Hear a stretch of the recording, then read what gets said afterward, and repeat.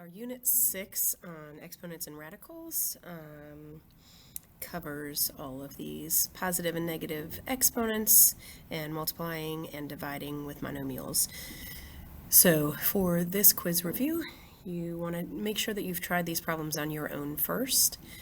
Check your answers on the key, and then if you have questions about how to get a specific answer, that's a good reason to come back and watch that specific part of this video. So we're going to start right away with question number 1, and 17a to the negative 4 really means 17 times a to the negative 4.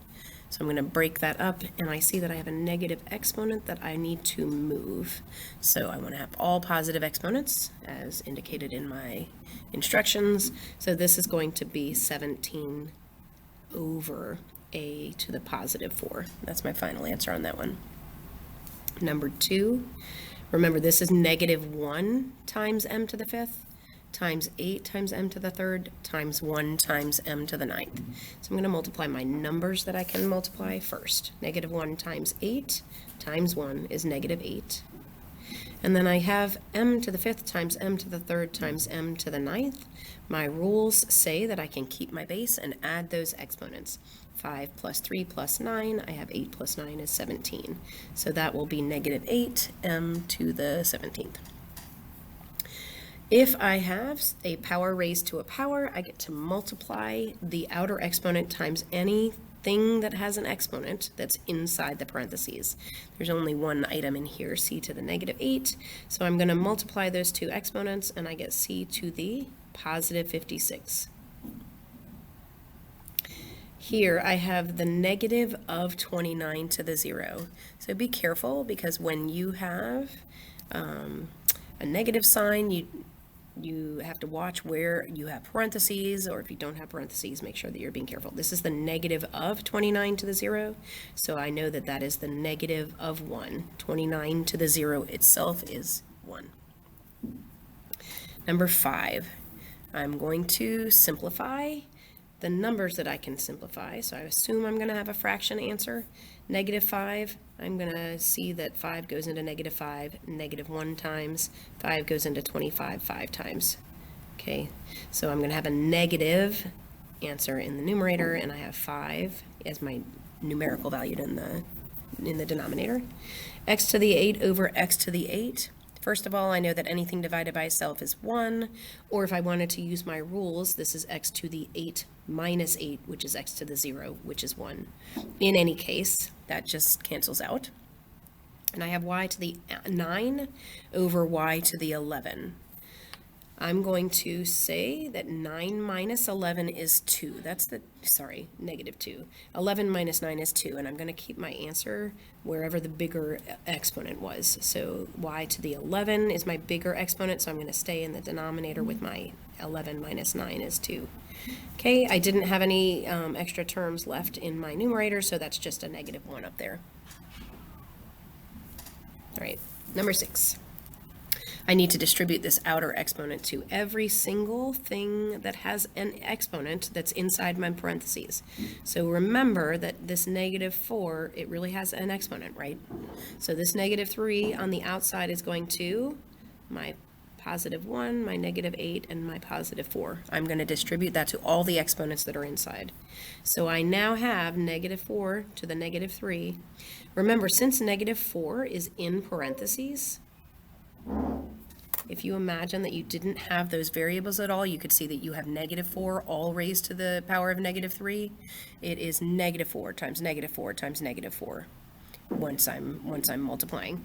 So it doesn't matter with an odd numbered exponent, but that's the idea there. I have negative 4 raised to the power of negative 3, and then I have c to the negative 8 times negative 3 is 24, and I have d to the 4 times negative 3 is negative 12. Okay, so anything that has a negative exponent, I'm going to move. So I'm going to keep c to the 24th in my numerator, and I'm moving negative 4 to the denominator, and I'm moving d to the denominator. And now I'm going to do that last bit of math right there. I have c to the 24th up here. all over negative 64d to the 12th. And that is my final answer for that problem. Oh, no, it's not. It's not. Who knows why?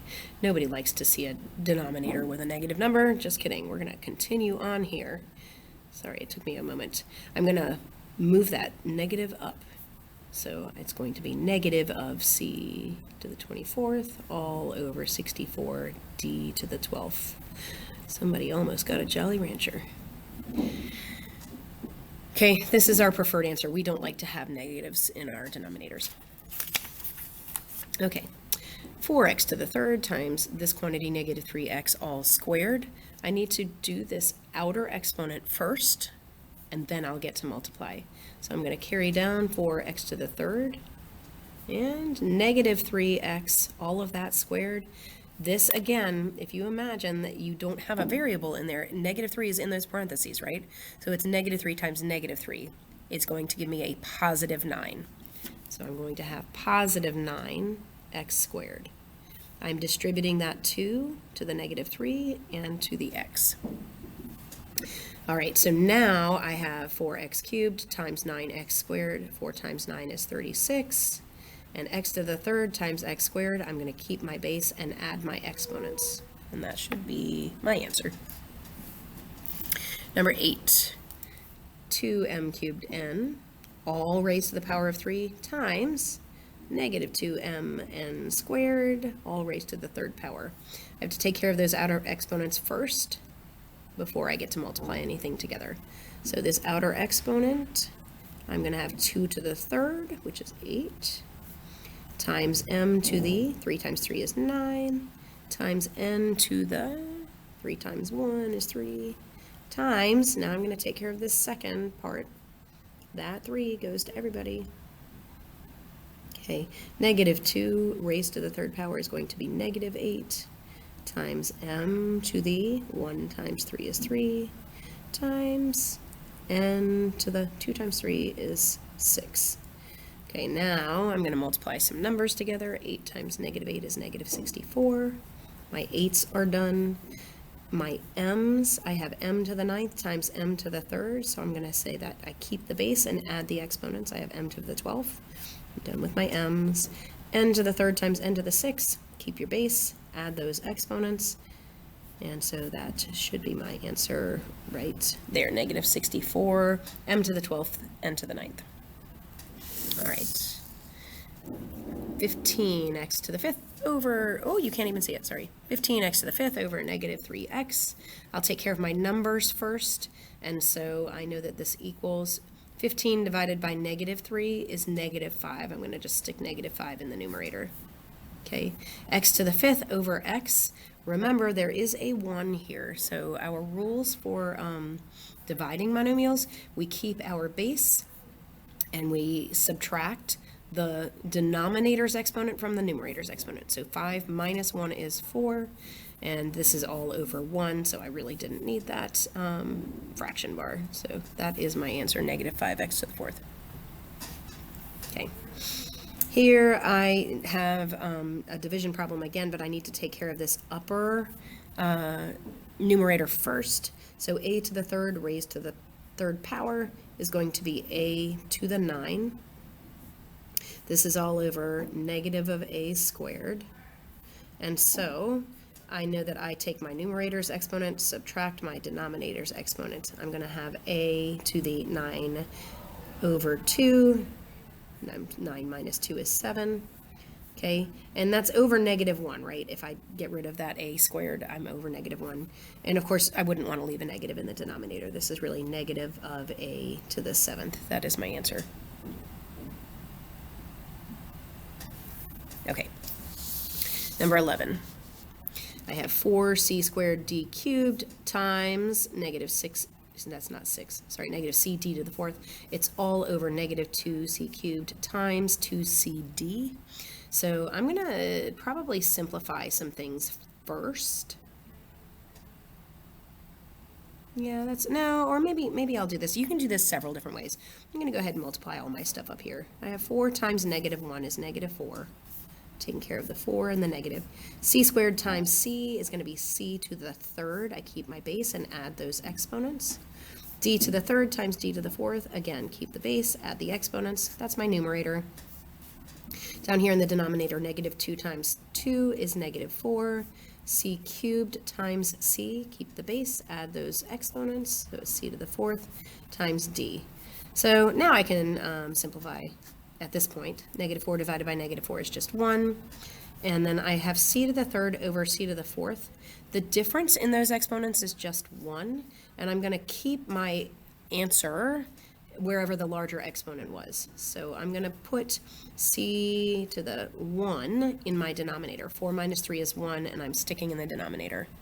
And then D to the 7 over D to the 1, that's going to stay in the numerator where the bigger exponent is.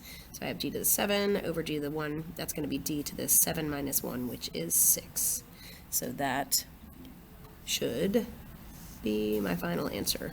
You don't need such a long fraction bar. You're allowed to have it look normal.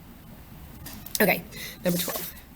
I'm going to distribute that outer exponent to everybody inside. Did you hear me say everybody inside? It means I'm going to distribute that to the 2 and to the y. Don't miss that.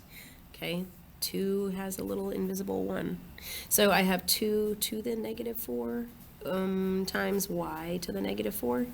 And of course, I don't want any negative exponents. So that's going to be 1 over 2 to the 4th, y to the 4th. And then I finally don't want to make my math teacher do any math. So we're going to say that is just 1 over 16y to the 4th. That's the final answer. Okay. Number 13.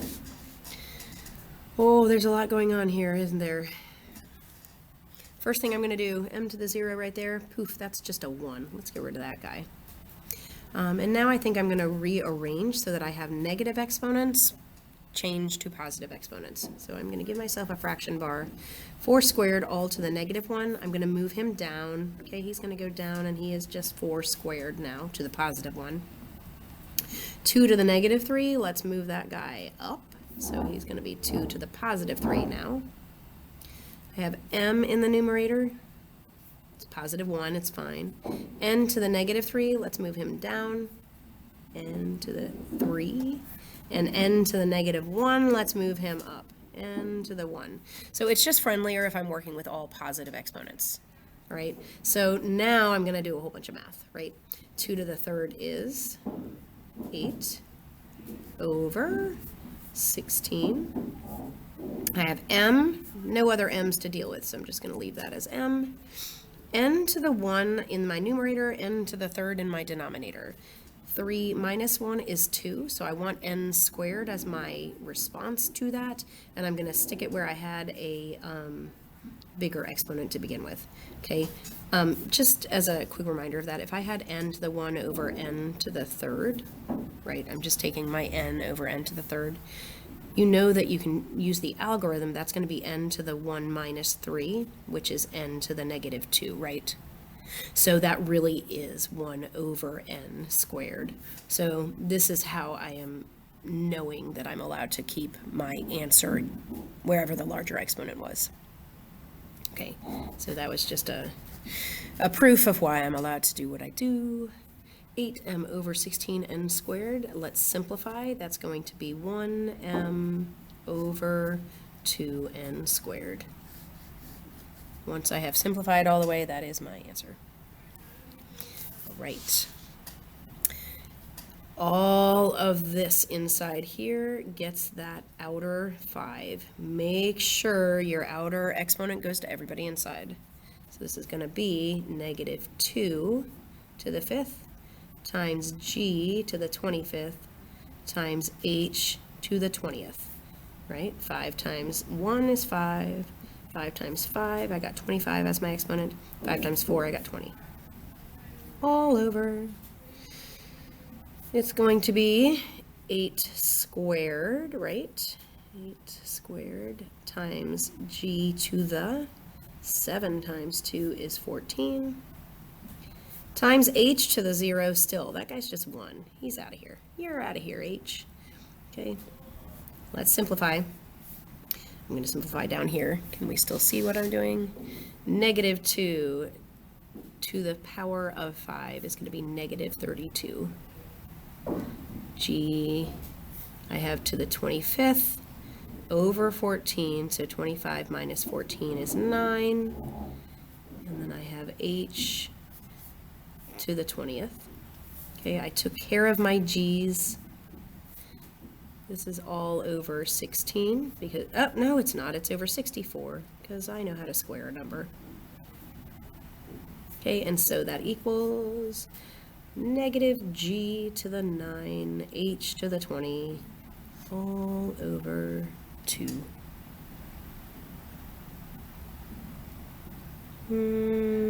But I don't have the same answer as the key, so we're going to pause. Hang on. All right, how about I practice some basic math? When you guys say 25 minus 14, do you get 11 instead of 9? Fantastic. Yeah.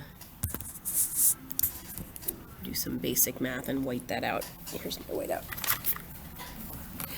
25 minus 14. It's really 11. So this is my final answer. 11. 25 minus 14, right here. It's really 11. 11. Sorry. Okay, promise. Promise that's our answer. All right. Of course, you have plenty more to be working on. Now we have fractions that are being raised to a power.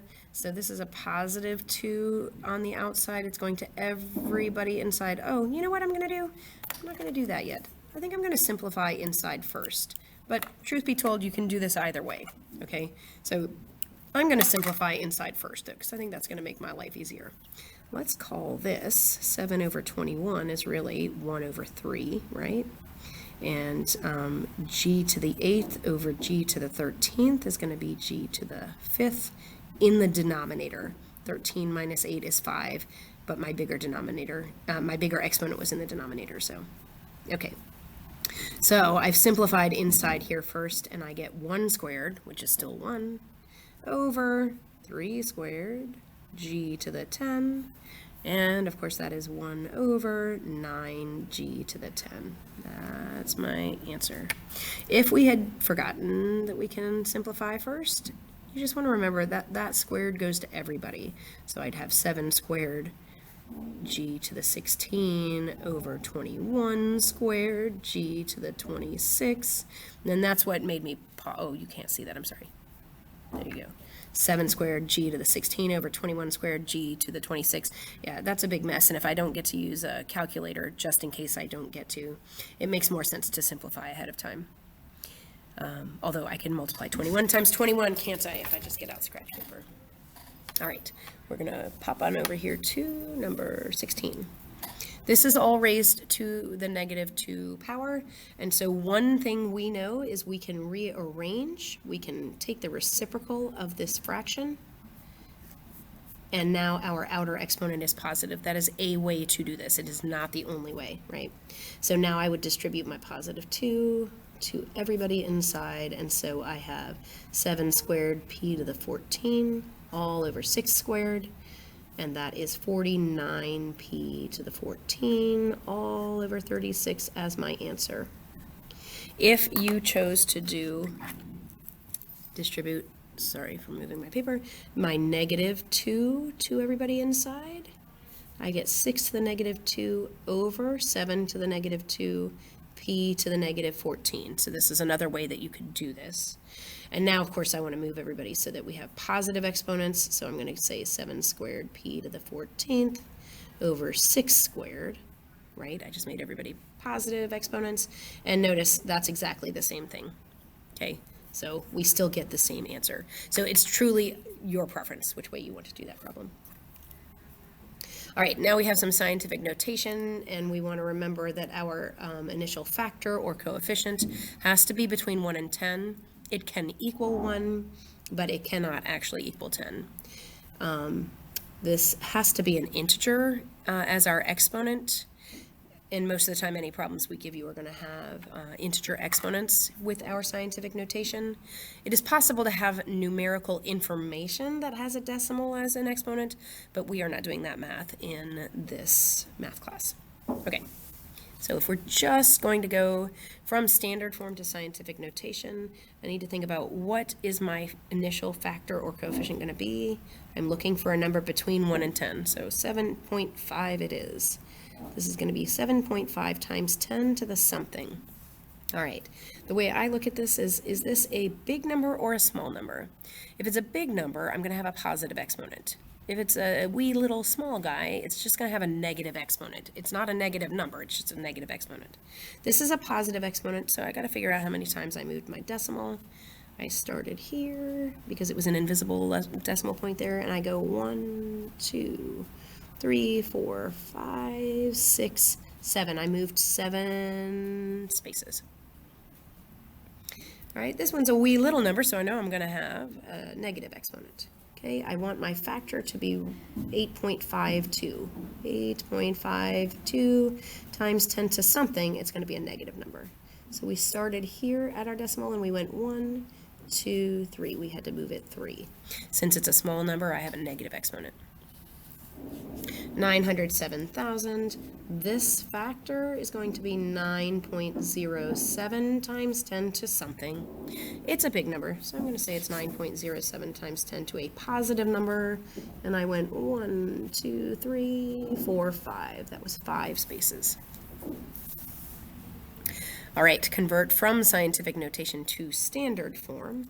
Well, this is 2.54 times 10 to the second power. It's going to be a big number. And so I know I'm going to move that decimal to the right since it's going to be a big number. So I'm going to move it to the right. 1, 2. My answer is 254. Also on your calculator, if you said 2.54 times 10 squared, that's really 2.54 times 100, right? So you would get that answer anyway. 4.8 times 10 to the negative 4. Well, this is telling me a negative exponent. It's going to be a really small number. It is going to be a positive number because that's what I'm starting with. It's just going to be really small. So I start with 4.8, and I need to move it 4 spaces to show that it's a super small number. So I'm going to the left. 1, 2, 3, 4. And that's my new decimal point. And I need to fill in any of those womp womp spaces with zeros. I like to write my answer with a leading 0, so I say 0.00048. All right. Number 3, 1.14 times 10 to the third. It's going to be a big number, not a small number. I start with that decimal right there, 1.14, and I need to move it 3, whomp, whomp, whomp, 3 to the right, so I get to fill in a 0, and the answer is 1,140.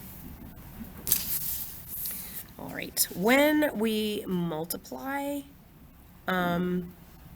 scientific notation numbers, you can use this LARS. I didn't talk about that in my class, but I know some of the teachers did. It just stands for left add, right subtract, and that's how you're moving your decimal and your exponent. I don't usually think about it that way. So here's what I'm going to do. I'm going to remind you that if you had 2.8 times, I don't know, m to the 7th, right, instead of times 10 to the 7th, let's just pretend we had m to the 7th, times 1.9 times m to the 4th. It's easy to see. You're going to multiply 2.8 times 1.9, and you're going to get 5.32, right? So that equals 5.32 times, you keep your base m and you add those exponents. 7 plus 4 is 11, right? So if that had been our problem, I know it's easier to see that you're keeping that base of m. When we have scientific notation, we are keeping the base of 10. That's the only difference here. So I'm going to multiply 2.8 times 1.9, and I get 5.32. And now I'm going to say times my base, times 10 to the 7 plus 4 is 11. All right, so over here, 1.3 times 10 to the 9th times 4.7 times 10 to the negative 5th. I'm going to multiply my factors, and I'm going to get 6.11 times my base, keep the base and add the exponents. So keep the base 10, 9 minus 5 is 4. Number 3, again, I'm going to multiply my factors. 2.5 times 7.5 is 18.75 times 10 to the 11 plus 10 is 21. Okay, but wait, careful. Hold on, because that guy's not in scientific notation, right? Oh my goodness, and I also didn't write that properly. It's like I've never used scientific notation before. Sorry. It went 18.75 times 10 to the 21st. Better. Okay, I need to rearrange this, and so it's even bigger than I'm saying, right? I need to make it be 1.875, not 18.75. And so since I'm telling you it's actually even bigger than 10 to the 21st, it's going to be times 10 to the 22nd. Okay. All right, we're going to look at number 4, and I will say, we normally say that we don't like to have any negative exponents, but you may use negative exponents when you are talking about scientific notation. So here, I'm going to say that this is 6.4 divided by 4, right? So it's 1.6 times 10 to the negative 4 minus 6. That's what we do, keep your base, and you say negative 4 minus 6 is going to be negative 10. Please go ahead and leave it looking like scientific notation. If you got your question in scientific notation, give your answer in scientific notation.